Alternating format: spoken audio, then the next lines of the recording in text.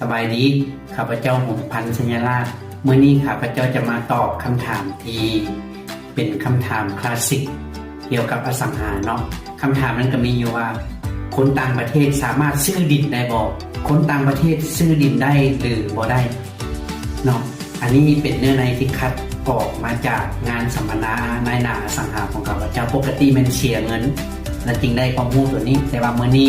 พิเศษจะมอบให้กับบรรดาท่านคำตอบก็คือว่าคนต่างประเทศ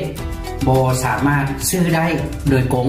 แต่สามารถซื้อได้ด้วย2วิธีคือ 1. แม่นในนามรูปแบบบริษัทหุ้นส่วนกับคนลาว 2. ในนามซื้อออกซื้อคนลาวหรือว่านอมินีเนาะนอมินีตัวนี้ก็อาจจะซื้อออกซื้อนอมินีอันที่2ซื้อออกซื้อผัวหรือเมียที่เป็นคนลาวเนาะแต่ว่า